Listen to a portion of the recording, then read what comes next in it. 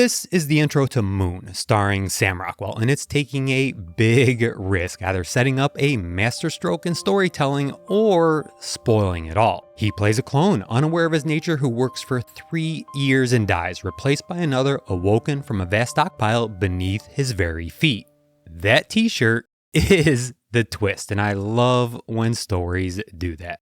Bioshock takes the same risk, but it goes there twice. Just seconds in, we see the magic words. And moments later, a major tell as to the nature of Jack's existence. Both are in our face. The writers are challenging us. The risk is this: if as a writer you do it and still subvert the audience, you'll be loved for it. If however you don't, it could potentially ruin their experience before it even starts. But often it's worth it because it's these sorts of little details that differentiate between good and great, between just enjoyable and memorable, and Bioshock is loaded with them. Now, this video is written from the perspective of a gamer, and that's critical because there's a certain sense of displacement, of immersion that comes with playing a game, and this is for many reasons, chief among them, agency. While reading and watching a film, you're just along for the ride, but in gaming, it's different. Your actions affect the story, and that agency offers you the opportunity to explore the world and take in more. You know, you're watching a movie, they walk past a cool room, all you get is that peek. But in gaming, in Bioshock, you can pause the story, so to speak, turn around and go explore that space. Maybe you find another deep piece of the story, not material to the main plot, but critically relevant nonetheless. Or perhaps it's something as simple as the world design and art that gives you a better understanding.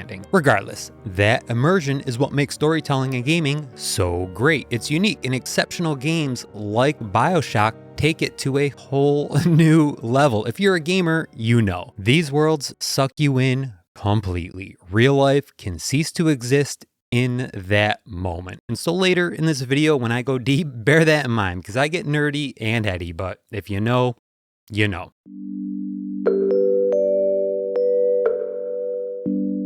When I first thought about this video, I struggled with the concept. I was trying to describe a moment, that revelatory moment when a story reveals its last secret and the whole becomes greater than the sum of its parts. That moment you think it all through. And in that moment, you realize this piece of entertainment, this story taught you something about yourself. Lies that tell a deeper truth.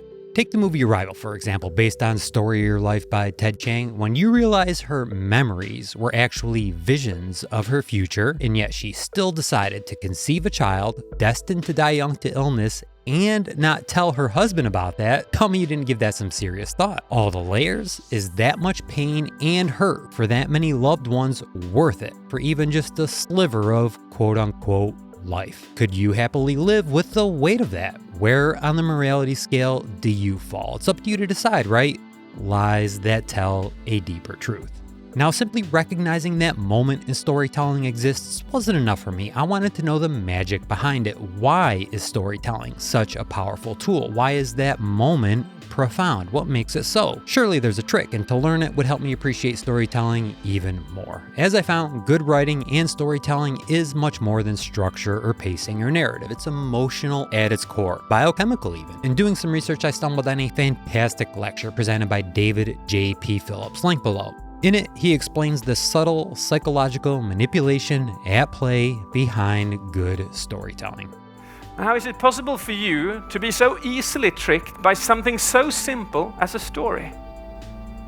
Because you are tricked. It all comes down to one thing: emotional investment. The more emotionally invested a person is in anything, the less critical and less objective an observer they become.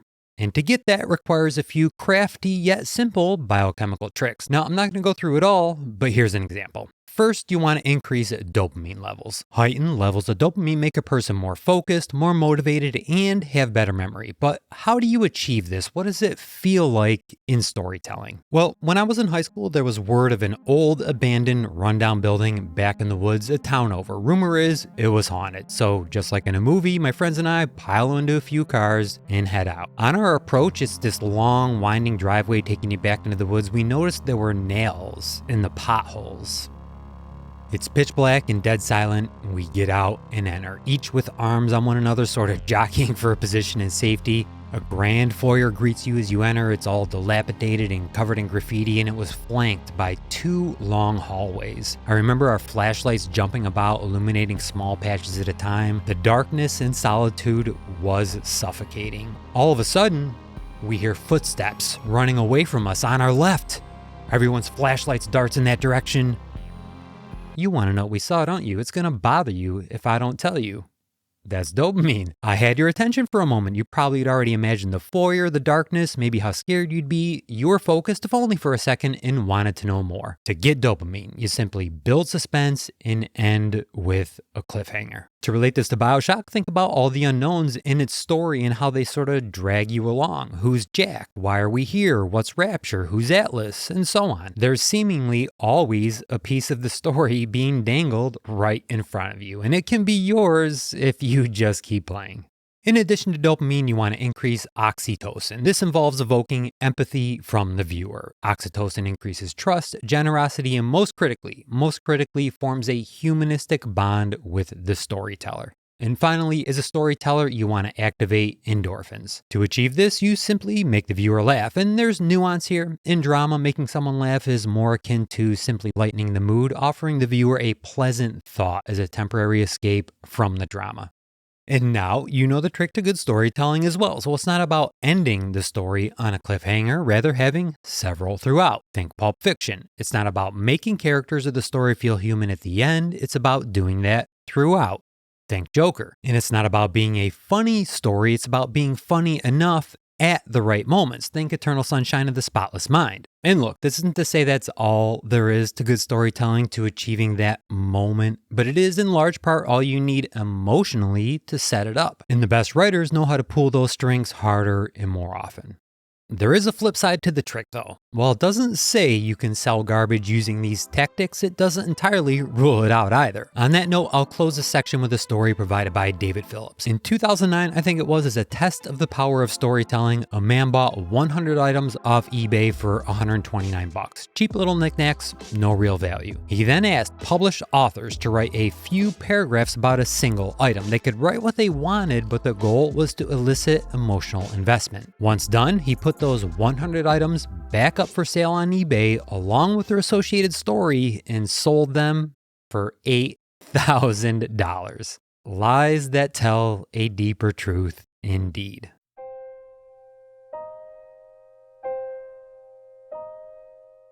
There's always a man, a lighthouse, in a city. This iconic line from Bioshock Infinite perhaps best encapsulates the series, a near perfect prescription for world building, begging more questions than answers, telling us only what we need, and yet suggesting so much more. While an exceptional intro in every regard, at its core, the real magic is something so subtle, I'm willing to bet a lot of people didn't even notice it. It's not the magic words, it's genius. It's this.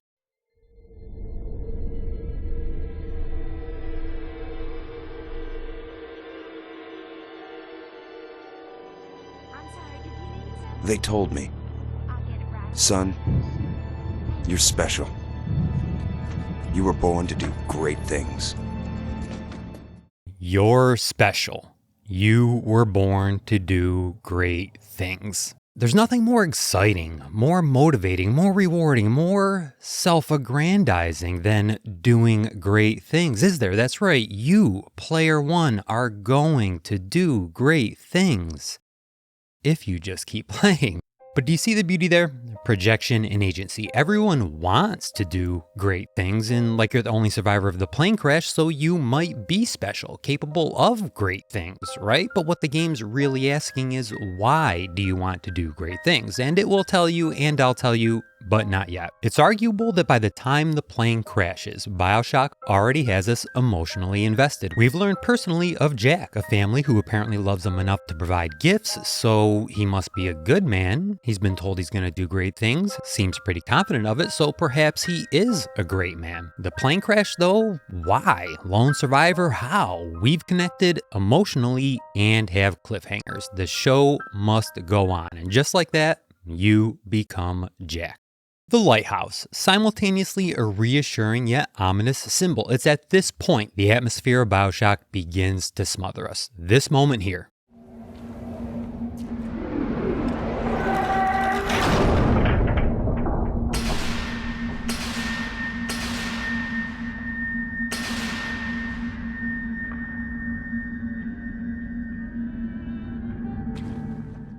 That's among the most iconic scenes in gaming, a powerful introduction to the world we're about to inhabit. No gods or kings, only man. There are many interpretations of this, the literal sense, everyone is equal, free will, freedom, and self-choice, or maybe something deeper, more sinister. There is nothing above man, we're all gods and kings and should tread upon this world as such. I personally took it to mean no morality or rules, only the unhindered ambition of man. As we'll come to find out, it was an effort to be all of them. Out of options and with one last intimidating look up, you're forced to acknowledge the gambit the game's presented. The chance to do great things, to learn who you are, to simply escape being stranded, you have to commit. Are you capable? Are you worthy? Are you up for the challenge? Are you willing to leave the world you knew behind? But the intro isn't done yet. Bioshock has more world-building cards to play. It's here we first learn of Andrew Ryan, a titan of a man with some grand yet strange ideas, seemingly counter to the socio-political systems that have gotten humanity to this point. That's a scary thing, but also a curious thing. Yet he speaks so confidently, so certain his way is the path forward for mankind that a little bit of doubt creeps in. Maybe he's right. Maybe morality is a petty thing. A most dangerous thought to ponder, indeed. I am Andrew Ryan, and I'm here to ask you a question. Is a man not entitled to the sweat of his brow? No, says the man in Washington, it belongs to the poor. No, says the man in the Vatican, it belongs to God. No, says the man in Moscow, it belongs to everyone. I rejected those answers. Instead, I chose something different. I chose the impossible. I chose rapture. And then you see Andrew Ryan's city. Rapture, the impossibility of it, the audacity of it. In that instant, the game forces you to drop all your preconceived notions. Such a grandiose sight that you want in and don't care what's taken as the price of admission. Surely, something so incredible will yield incredible things, right? Andrew Ryan closes with this.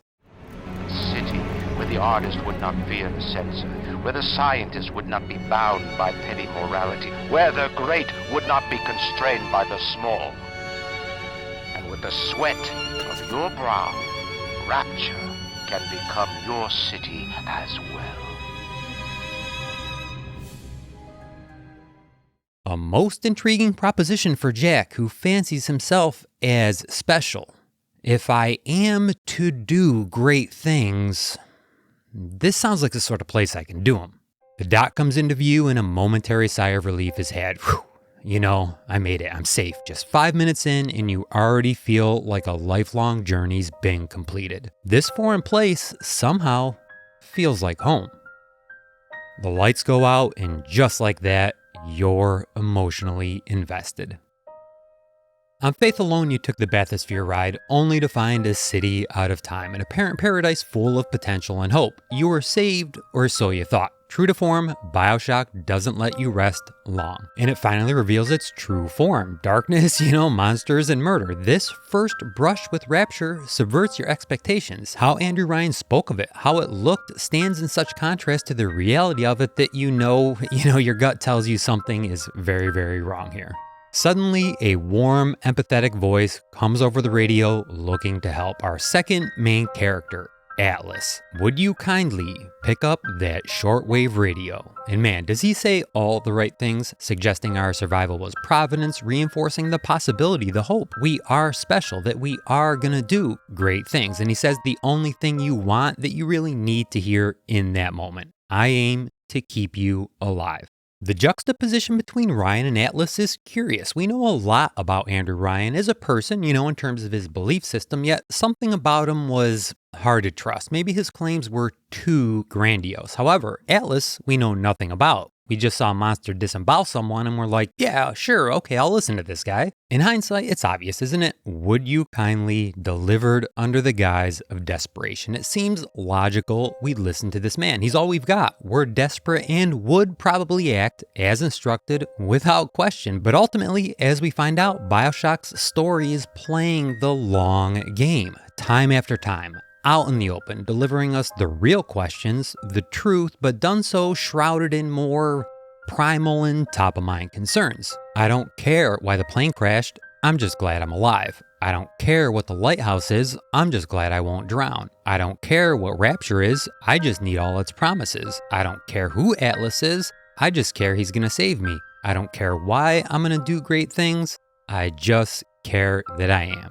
That, more than anything, in my opinion, is the secret sauce that makes a Bioshock story so good. It does answer all your questions, but in a subversive way each and every time. The plane crashed and you survived because you were instructed to crash it. You are special. You were born to do great things because, well, but it can take 10 more hours of story before the reveals. And with so many stories in Rapture and so much time to layer them, the payoffs blow your mind. Simply put, you actually sit at your desk, mouth agape. It's incredible. It's priceless. But the intro still isn't done. As we move through the bathysphere hub, we're exposed to more of Rapture, the majestic yet rundown nature of it, a security system suggesting there's still some level of control in Rapture. And curiously enough, Alice is able to control it. This should give us pause for concern, but again, more primal and urgent needs need met. At this point, all we care is Atlas appears to be true to his word. He is, in fact, keeping us alive. Soon, you reach what I consider the real front door to the game, suggested by the, welcome to Rapture sign above it. Just saying. It's a large room, fully adorned with all the artistic styling we'll come to see in Rapture. Here, we're first exposed to plasmids and their potential. The power is evident, but its source still mysterious. Passed out, exposed, and vulnerable, Bioshock delivers its final world-building moments of the intro, and perhaps its most damning. Its citizens, seemingly lost to madness, roam these halls with violent intent. An unsettling realization comes over you. They're the monsters, but how? Why? Is it everyone? What's this atom they mentioned? And just as you consider those questions, Bioshock offers one final overwhelming bit of information. Big Daddy and Little Sisters, the children speak in riddles, talking of angels and auras. Big Daddy's silent, imposingly towering over them. The nature of these two is symbolic of Rapture. Behind the boundless potential of this city in its youth looms something larger, mysterious, dangerous that you do not want to mess with. The children, with their very long needles, their tuneless songs, their ghastly errands, their ghoulish Frankenstein fathers. But we've all placed our hand on the great chain of endeavor. My hand is on it. Fontaine's is on it. We all pull it and are pulled by it. Yes, these children are an abomination, but it is not my hand alone on the chain that created them. No, their little fingers were right there next to mine.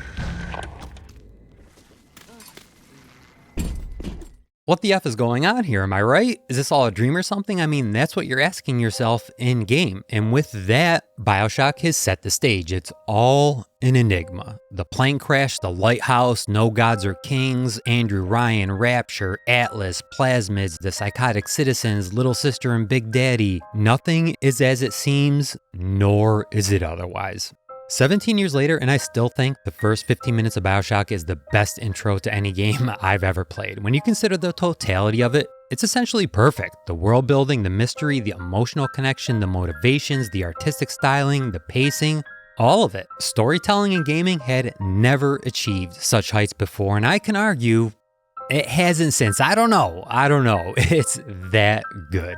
But now, changing gears a little bit, I'd like to talk about the characters because, in a sense, their stories are Rapture stories and Rapture's story is yours. On that note, you know how at the end of Joker, when Arthur shoots Murray, half of you is horrified at the act, but there's a part of you that, after seeing the brutality and abuse of Arthur's life, is almost, in a way you want to resist, empathetic You know what I mean? Like 100%. Murdering someone is wrong, and yes, he deserves whatever's coming to him, but I can see why he did it. I'm not saying it's right, but I understand it. You know what I mean?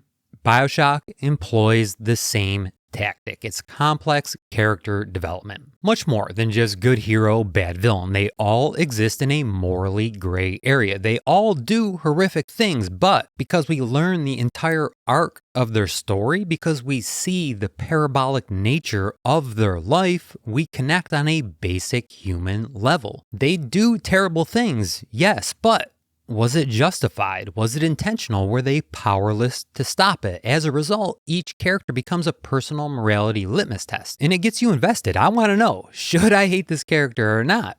I just need more of their story. Your eye on the past. What makes something like me?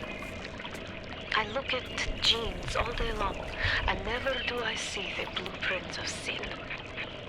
I could blame the Germans, but in truth, I did not find tormentors in the prison camp, but kindred spirits. These children I brutalized have awoken something inside that for most is beautiful and natural, but in me is an abomination. My maternal instinct. Dr. Tenenbaum is the best place to start. Her story is one of regret. At a young age, she found herself imprisoned at Auschwitz, but she displayed a brilliant scientific mind, and so the Germans put her to work assisting in their various infamous medical experiments. At the German prison camp, they put me to work on genetic experiments on other prisoners. They call me Das Wunderkind. Was it the pressure of the situation that made a fragile young mind do such awful things, or was she already morally corrupt? My bet is on the former. She survived the concentration camp and went on to garner worldwide scientific notoriety for her genius. Around the middle of the century, however, she disappeared. Rumors abound, but the truth? Rapture. Was she running towards its ethically and morally unbound promises, or running away from her old life? Again, my bet is on the former.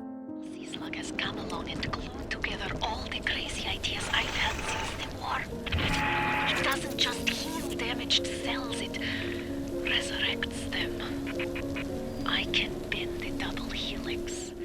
In Rapture, she discovered Adam, a substance originating from a sea slug that allows for human DNA to be rewritten. The possibilities were endless. Change your appearance, repair injuries, be smarter, faster, stronger, and even grant yourself superpowers.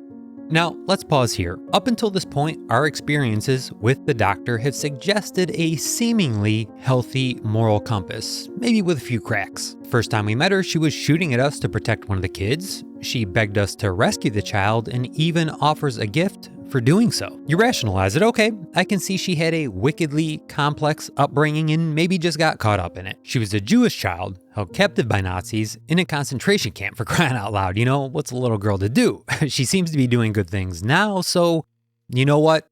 I trust her. I like her. Yep, I like Dr. Tenenbaum. But as the game progresses, Bioshock reveals more, and suddenly it's not so morally black or white. The writers taint her just enough that it becomes a personal judgment call. You see, as you'd find later, Dr. Tenenbaum knew of complications with Adam, addiction, psychopathy, and mutations. To use Adam was to ensure your eventual loss of humanity. But she pushed ahead trying to mass produce and mass market it to all Rapture's citizens anyways. It is also what causes the cosmetic and mental damage.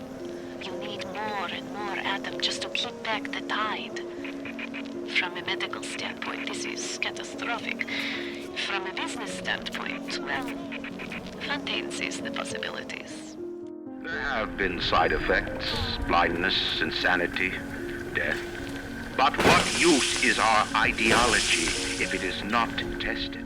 She helped Frank Fontaine directly with perhaps his most dastardly criminal act, the genetic modification and brainwashing of an infant that would be used for his longest, most sinister con. Shall I keep going? Dr. Tenenbaum discovered that by implanting the Adam-containing sea slug directly into young girls, they formed a symbiotic relationship and the child became a walking Adam factory. But to do so was to essentially sacrifice the young one. The children must remain functional to be effective producers of Adam. I had hoped to replace them in the vegetative state so they would be more pliable. I find being around them very uncomfortable. Present day, she's been overcome with guilt from the actions of her past and is simply trying to rectify all the damage she's caused. She can both save little girls and cure atom sickness. But the powers that control Rapture don't want that to happen. So like you, she's on the run, trying to accomplish her goals under the crushing weight of the city. Now let's pause here again. As her story arc comes nearly full circle, do you not have conflicting feelings over her? Pity, empathy, compassion, disgust, mistrust, hate, hope? Like I said earlier, whether or not you like Dr. Tenenbaum is a personal judgment call. And the emotional depth and complexity behind that decision, that feeling, bleeds into the game. I believe in no God, no invisible man in the sky. But there is something more powerful than each of us, a combination of our efforts, a great chain of industry that unites us. But it is only when we struggle in our own interest that the chain pulls society in the right direction. The chain is too powerful and too mysterious for any government to guide. Any man who tells you different either has his hand in your pocket or a pistol to your neck. Andrew Ryan's story is one of ego. Born and raised in early 20th century Russia, he saw the rise of communism firsthand. It taught him to hate collectivism. It seemed to him the more control society tried to place on its citizens, the more that society faltered. He also saw Vladimir Lenin, larger than life, changing the world, conflict be damned. It told him some men can become so big, so great, the world bends to their whims, not the other way around. And with that, he was determined to become its greatest yet. These experiences formed his worldview. Motivated by the opportunity to chase your dreams, he moved to America, eventually becoming an industry titan.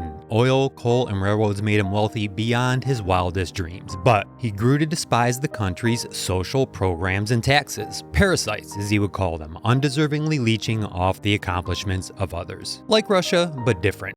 Andrew Ryan owned a national park. One day, public pressure mounted for the government to take it. He burnt it down. On the surface, I once bought a forest. The parasites claimed that the land belonged to God and demanded that I establish a public park there. Why? So the rabble could stand slack-jawed under the canopy and pretend that it was paradise earned. When Congress moved to nationalize my forest, I burnt it to the ground. God did not plant the seeds of this Arcadia. I did. Hiroshima was the final straw. Society had become ill, a parasitic infection that steals control of a country, and those parasites could now take anything they wanted using the bomb. Ryan's response was to build Rapture, its mission statement, a city where the artist would not fear the censor, where the scientist would not be bound by petty morality, where the great would not be constrained by the small. A city he built and populated with thousands of the world's most talented people in secret. He placed just one rule on Rapture citizens: no one is allowed to contact the surface. Let's pause for a moment. Similar to Dr. Tenenbaum, Andrew Ryan had a complex childhood that fit him with a contrarian ethical stance. However, it's worth pointing out, at this point in time, he's done nothing wrong, nothing bad, while Dr. Tenenbaum has. So why am I inclined to like her but dislike Ryan? I think the answer to that's a personal one. Maybe you feel differently. Perhaps it's simply the fact that Dr. Tenenbaum is trying to redeem herself, to atone for her sins, whereas Ryan, well, not so much. For a time, Rapture was the paradise Ryan sought to create. Its citizens lived free and fruitful lives. There were unprecedented advancements in science, medicine, and technology. It was a true golden age. But pride goeth before destruction and a haughty spirit before the fall. At Rapture's peak, Andrew Ryan impregnated an exotic dancer named Jasmine Jolene. After learning of her intentions to sell the baby, Ryan murdered her with his own hands. But I know Mr. Ryan's gonna suss it out. Gonna know I wasn't being careful. Gonna know I sold the... Mr. Ryan's gonna be so mad at me. The success of Rapture would ultimately result in the same sort of class system that Ryan sought to escape. Rapture 2 would have its rich and poor, and with that came social unrest. A man named Frank Fontaine rose up to take advantage of it. Civil war was the result, and the decline of Rapture had started. Ryan would go on to crush Frank Fontaine's rebellion in brutal fashion, but the damage was done. Present day, when we walk into Rapture, Andrew Ryan's there, barely hanging on to the city he built while its citizens have been ravaged by war and sickness, while fighting off a mysterious new foe while the very walls crumble around him. Now let's pause here again. Early in the game, I honestly admired Ryan's drive and success. It's a rare individual who can accomplish what he has despite the circumstances. But Ryan did. However, once I learned of his crimes, I felt a little betrayed. Ryan's supposed to be a man of principle, of integrity, but apparently not. This Fontaine fellow is somebody to watch. Once he was just a menace, to be convicted and hung. But he always manages to be where the evidence isn't.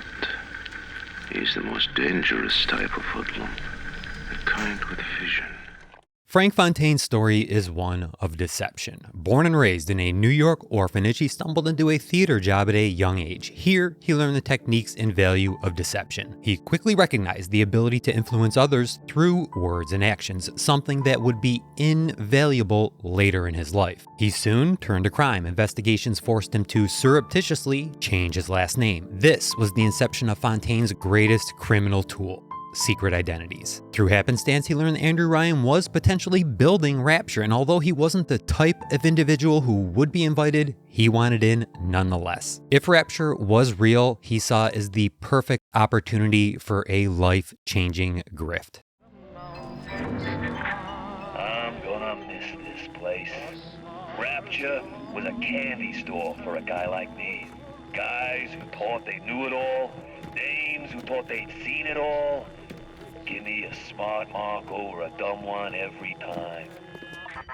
One day, while trying to obtain information about Rapture, he found himself on the wrong side of a con. A rich and powerful man knew who Frank really was and tried to extort him. Feeling vulnerable, Fontaine did what he felt was necessary. He murdered the man, assumed his identity, and used that wealth and power as a cover to justifiably communicate directly with Ryan. Fontaine would ask for entry into Rapture, and it was granted. His long con had begun. Upon arriving in Rapture, Fontaine worked to set up and expand a smuggling operation. The only thing Andrew Ryan asked of his citizens was to not contact the surface, something which drastically drove up smuggling prices and thus Fontaine's wealth. No doubt, with his newfound riches, Fontaine could further expand his criminal empire and seriously entertain the idea of taking control of Rapture. Enter Dr. Tenenbaum and Adam. Fontaine knew that the addictive, independent nature of Adam was perfect for criminal operations, and so he saw it for the business opportunity it was. Dr. Tenenbaum needed little girls for the sea slug implants. Fontaine set up the Little Sister Orphanage. Under the guise of community service, he could now freely and safely, out in the open, collect little girls for experimentation. Fontaine also understood that with an abundance of Adam, they would need an abundance of plasmids, so he established Fontaine Futuristics, a lab built solely to design them. Fontaine also understood that as his wealth and criminal empires grew, he would eventually fight directly with Andrew Ryan for control of the city. For that, Fontaine would need ample bodies for the war, so he set up Fontaine's Home for the Poor, a propaganda wing designed to identify, inform, and manipulate Rapture's lower-class citizens. All of these were wildly successful. Ryan, good and mad when I started playing the charity angle. Fontaine's Home for the Poor. Before I knew it, I was calling myself Atlas and leading an army. Ryan and his precious Rapture. You don't have to build a city to make people worship you. Just make the chumps believe they're worth a nickel. But Fontaine's greatest achievement was his ace-in-the-hole backup plan. You see, Fontaine knew that Andrew Ryan's DNA was the key to controlling Rapture's systems. And so when he heard Ryan had knocked up an exotic dancer, Fontaine moved in, offering her wealth in exchange for her fetus and its accompanying DNA. She accepted. But Fontaine didn't have years for the fetus to mature, so he asked Dr. Tenenbaum and Su Chong to genetically modify the fetus. They gave it advanced aging and growth. At the age of 2, he looked and acted 30. The doctors also implanted false memories to make up for the lost time and brainwashed him to be mind-controlled by key phrases. Upon successful transformation, they sent him up to the surface, a sleeper agent of sorts, to be called back down and put into action by Fontaine when he had Andrew Ryan at his most vulnerable. This is where the game begins. But we don't know that yet. That Tenenbaum ain't what you think. Florence Nightingale, huh? That'll all come crashing down before you can say canned tomatoes. I've seen good bunco, and I've seen great bunco. But when you waltz through Rapture and World War II without even a scratch, you got more than leprechauns watching over you. At first, Ryan was unaware of Fontaine's criminal activities, so he saw his success as an example of the promises of Rapture. But upon learning of his smuggling operations, he realized there was a threat, and a very real one at that. Real in that he could become a legitimate threat in Rapture long term, but Ryan had more immediate and pressing concerns. He forbade contact with the surface for fear the corruption above would bleed down below, and Fontaine's smuggling ring could undermine that. Ryan ordered his operations crushed, and Fontaine was rumored to have been killed in a shootout. Riots in the streets, they say. But this is the time for leadership. Action must be taken against the smugglers. Any contact with the surface exposes Rapture to the very parasites we fled from. A few stretched necks or a small price to pay for our deals. Now let's pause here. Frank Fontaine has no redeeming qualities. He's a murderer, a drug dealer, a child trafficker. He looks to use everyone and everything to his advantage. The people who looked up to him, who trusted him, were nothing more than tools at his disposal. Bodies to be thrown at the Civil War, bodies for plasmid experimentation, and voices to shout down Andrew Ryan. But despite that, despite seeing the worst of humanity in this man, there's a part of you that sees him as an underdog, and part of you respects him for being so clear-cut and unwavering in his motivation. And so, in a weird way, you almost want to root for the guy? I don't know. A man builds a city at the bottom of the sea. That's a marvel. Another man happens to be on a plane that crash lands on the same city in the middle of the ocean. Why, that sounds more like a miracle. We are Jack, and Jack's story is one of humanity. Bioshock keeps its biggest secrets for the ending. We've learned a lot. True, Adam, Rapture, Ryan, Little Sisters, all compelling stuff. And it's undeniable. Those stories were interesting enough alone to have consumed your attention entirely. That exceptional storytelling, combined with Bioshock's masterful ability to disguise the truth behind a veil of urgency, may have kept you from even thinking about the real question, the one you started with. Who am I? Before the reveals, you're a man with promise, with potential. Afterwards, all that is taken from you, replaced with something foreign that makes you think all I am or thought I was is not. And therein lies one of Bioshock's most profound messages. It forces you to consider, what is personhood? It's time we piece together Jack's story. You ooze in like an assassin, and then you try to sneak out like a thief. You're no CIA spook. Who are you? Why have you come here? There's two ways to deal with a mystery. Uncover it, or eliminate it. Would you kindly, scrawled on the wall in large red letters. While in Andrew Ryan's building, searching him out for retribution, we encounter this room. We can assume it's his work, having slowly but surely pieced together the story of what's really happening in Rapture. In the center, a series of photos validating the version of events we've established in our head. We're aware of the relationship between Andrew Ryan and Jasmine Jolene and the pregnancy it yielded. We're aware of Dr. Tenenbaum's and Sue Chong's connection to Frank Fontaine. And we're aware of Frank Fontaine's connection to Jasmine Jolene. But the mysterious man in the middle, is that Atlas or me? Is this implying Atlas is Ryan's son? What about the question mark? Is that one for me? How curious we've never seen our reflection. A point that likely escaped you at the time, as it did me. This scene should instigate your curiosity. Who are the mystery men? Are there any other characters in Rapture who seem to fit the bill? Perhaps it's me, but then again, we've been tricked. Many of us likely never even considered it. As I opened with like an hour ago, good storytelling biochemically tricks people. We become less critical observers. The game's made us feel as if we're Jack and we have agency. We're the ones playing the game, making choices, pressing buttons, and we're too old to be Ryan's son. And we met Tenenbaum. She would have told us, right? Especially now that she's on a more righteous path. But you walk out of this room knowing very clearly what questions you should be asking and what needs answered. We now know the key to the story is learning exactly who Andrew Ryan's son is, because we now know he's the one who was genetically modified and is likely the person here in hiding perhaps who's been causing all these problems, who's been orchestrating Rapture's downfall. A perfect setup for the climax, and true to form, Bioshock has been hiding that answer in plain sight. Personally, at this point, I thought Atlas was Andrew Ryan's son. We didn't yet know who Atlas really was, and he was always just out of reach, just around the corner, orchestrating things. He knew stuff. It was very suspicious to me, conspicuously absent. You know what I mean? While I considered I was the son, I don't know, it seemed too obvious to me. I had no idea how hard I was about to be subverted. Approaching Ryan's office, he comes over the loudspeaker and a brilliant display of storytelling ensues. Even in the book of lies, sometimes you find truth. There is indeed a season for all things. And now that I see you flesh to flesh and blood to blood, I know I cannot raise my hand against you. But know this, you are my greatest disappointment. Does your master hear me? Atlas, you can kill me, but you will never have my city. My strength is not in steel and fire. That is what the parasites will never understand.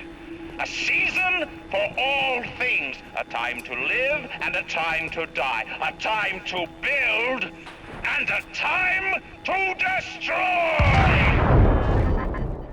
Flesh to flesh, blood to blood. So is he saying I am his son? Atlas is my master? Wait a minute, have I been brainwashed? The thoughts race through your head, and before you can process it all, Bioshock gives us one of the greatest scenes in video game history. Let's watch.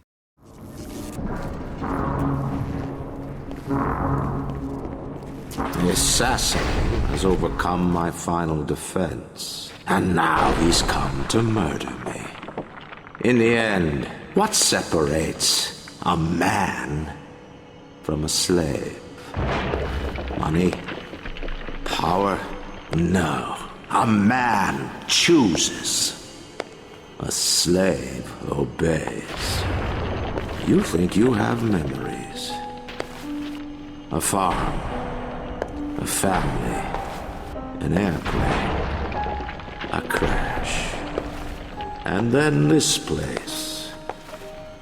Was there really a family? Did that airplane crash? Or was it hijacked? Forced down. Forced down by something less than a man, something bred to sleepwalk through life until they are activated by a simple phrase spoken by their kindly master. Was a man sent to kill, or a slave? A man chooses. A slave obeys. Come in.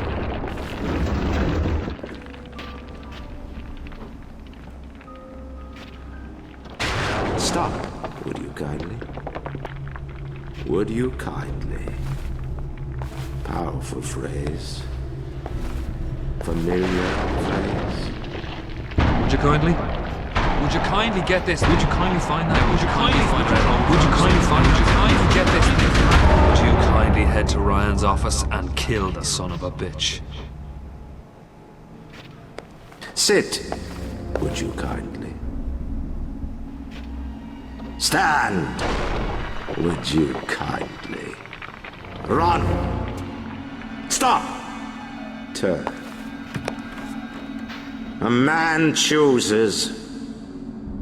A slave obeys.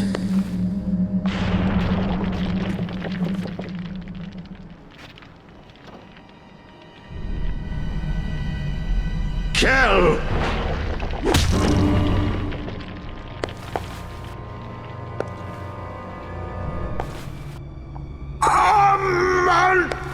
Chooses!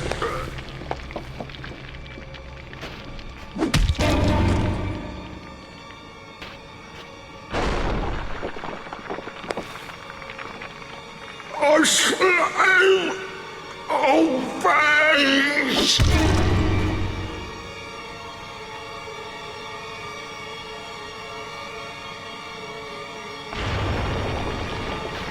Obey!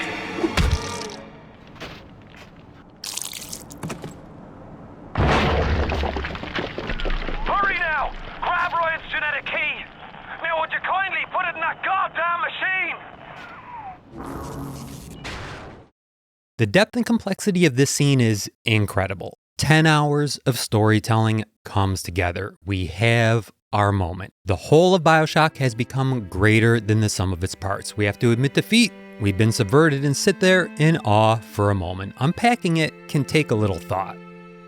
Let's start with a big one. If Ryan knew I was his son, why did he do this? Well, just moments ago, his radio communication revealed the answer. First, he said I was, quote, his biggest disappointment. Now, you can take this literally in that he's disappointed in how I've turned out, but I'm not sure that makes sense, as Ryan's a smart man and he knows I was brainwashed. Instead, I think he views me, Jack, as an extension, a reminder of the greatest mistake he's made in his life, whether it be simply sleeping with Jasmine at all, or in the fact he killed her and lost his son in the process. He views that period in his life as his greatest mistake because he simply lost control of himself, an egregious error for a man as principled and disciplined as Andrew Ryan. And I think, this is just me, based on the anger and tone of his radio message, that what he did, his plan, may have been a last-second decision, actually more of a realization. You see, upon seeing Jack in the flesh, revisiting those emotions and feeling their power reinvigorated his steadfast determination to be his own man, to make his own choices, to atone for his biggest failure and be the type of man he espoused of in his final moments. Andrew Ryan, the Titan, would not merely accept his fate, he thought. No, he would decide it. So, the second big question, if Ryan was able to control our mind, why didn't he just tell us to kill ourselves or leave or go kill Atlas? Why did he make us kill him? The answer to this is a logical extension of what I just mentioned. Ryan knew he was done. Rapture was in ruins, he was out of allies and security and backed into a corner. It was only a matter of time, but rather than sit back and accept the inevitable, he decided to use his death as one final display of his ego, his worldview, and the cunning that made him a Titan. A man chooses, a slave obeys. A man chooses when and how to die, a slave obeys their maker. This is how you win, even in defeat. Andrew Ryan acted as he did in this final scene for one reason alone: to take power away from his adversary, the man who beat him, Frank Fontaine. You see, Ryan reveals the mind control plan to us so as to turn slave against master, to turn us against Fontaine. And Ryan forces us to kill him so as to keep the satisfaction of that accomplishment out of Fontaine's hands. And he does so relentlessly, driving home the phrase, a man chooses, a slave obeys, as if to make sure in his last dying breaths, Jack was able to see it for what it really was. Ryan died knowing if Jack understood, he'd go kill Fontaine. It's one last big F you. Let's pause here. How did you feel after the scene? I'll be honest, it's changed for me as I've gotten older and gained some wisdom. I was in my 20s when I first played this and took it pretty literally. I was still blown away, subverted, but I wasn't thinking deep enough. I missed a lot of the hidden context. Now, 2 decades later, this scene actually hits pretty heavy. I never considered that while Ryan was disappointed in his son and the situation, he still ultimately, in a totally weird Andrew Ryan way, did what was right for Jack. It's like, despite Ryan being a complex man with larger-than-life thoughts, maybe there was a little bit of dad in there. And maybe we got to witness it for the moment it existed. You have to ask yourself, what was sweeter to see, the 99% of the story where Ryan dominated, or the 1% where he lost, willingly? Afterwards, all your questions are answered except one. Who is Atlas? I guess I owe you a little honesty.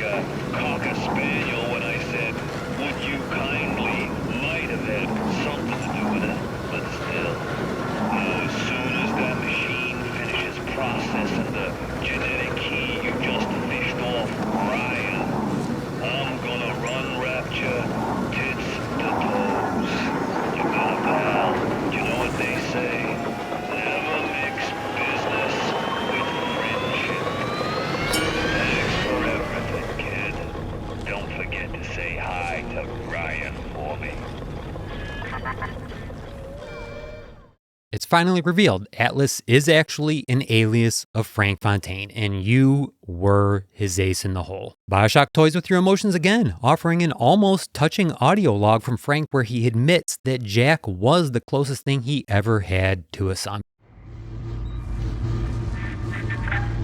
I remember when me and the crowd put you in that sub. You were no more than 2. You were my ace in the hole, but you were also the closest thing I ever had to a son.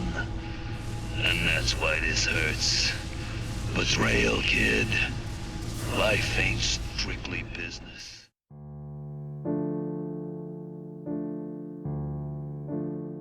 So, what do I think Bioshock is really saying? Simply put, no gods or kings, only man is a fallacy. The dream utopian state various socio-political systems have tried to achieve has succeeded to varying degrees, but all have or likely will ultimately fail. Because so long as people have free will, they'll form groups, hierarchy, classes, and ultimately conflict until one wins and becomes their god or king. But to keep that from happening, you have to either eliminate free will or set up rules against it, which in turn just makes you god or king. And I think that rings true. Bioshock doesn't offer a solution to that reality, rather it just raises the question, what should a society do? The balance between free will, security, prosperity, and humanity is a delicate, almost ethereal balance when considered on the scale of billions of people across countless cultures. What about Jack? What about me? To call back to the beginning of this video, everyone wants to do great things, but do you ever stop to consider the game was really asking why you want to do great things? I think this was the most basic, as in primal, question of the game, simply offering you a choice to rescue or harvest little ones. Now, I'll admit, while shallow in its implementation, the conclusion it reaches is this. Kind, well-intent people want to do great things for the benefits of others, for the whole, whereas those with ulterior motives want to do great things for their own benefit. And the setup is beautiful because in the end, when you find out that was really your only choice in the game, it adds so much depth to it. Think about it. Put yourself in Jack's shoes. You actually wonder whether or not you're a person at all. What does it mean to be one? You had no family or childhood to speak of, literally. You skipped right to 30 years old. Your only perceived value in this world was your DNA, something imbued to you, not something you achieved. No one ever loved you or cared for you, and you in turn never loved or cared. You've been mind controlled your entire life with few original thoughts or choices of your own. Hell, even your memories are fake. You exist in this moment for this purpose by the will of another. But the one choice that was yours is ultimately what mattered most in the game, something that in the world of Bioshock will ripple in eternity. You didn't just save a dozen little girls, you saved every single one that would have come after, and all their daughters, and so on. And in doing so, the one choice you did make has an oversized impact. Jack's tiny sliver of true personhood changed the world. They say to save one life is to save the world entire. I made a place for the children here, but it is you who are their savior. Will you stop here, or will you deliver them from this terrible city at long last? And I think you could apply the same logic if you chose to kill the little girls. Your ending is different. You get nukes, but again, no gods or kings. As for the storytelling of Bioshock, bravo. Bravo, a fucking masterpiece. It's nuanced and clever and thought-provoking. The complexity keeps you curious and the subversion keeps you entertained. The roller coaster ride of emotions each character takes you on. First you like them, then you hate them, then you like them again, then you're double-crossed. It's fantastic. You know, like I thought Dr. Tenenbaum was cool trying to repair stuff, and in the end, when you find out she had a hand in genetically modifying you, sheesh, you know, she did me dirty. And you go through that sort of re-evaluation with each character, and there are so many noteworthy characters I just didn't have time to include. And as good as the actual story is the world they designed, it stands to this day as my favorite video game world ever. The atmosphere is unbelievably thick. Level design feels like every inch was carefully considered and crafted. Its brilliance, in my opinion, is in including windows. Weird, I know, but it's a beautiful, awe-inspiring view, yet simultaneously a constant reminder of just how isolated and at risk you are. For a split second, your mind thinks escape is just a pane of glass away. Then you realize that's impossible. The contradictory nature of it is a relentless assault on your subconscious. We won't let you be comfortable here, says Rapture. So in conclusion, Rapture's gone. Or is it? It's certainly heavily implied that the city collapsed, but never explicitly stated or shown. And as I sit here writing this, I'm tempted to Google it, but I won't. I really want to think Rapture still stands. I know, these are just stupid video games, but Bioshock was special. It is special, and to find out it's gone means Rapture, that Rapture, the one I fell in love with, is gone forever.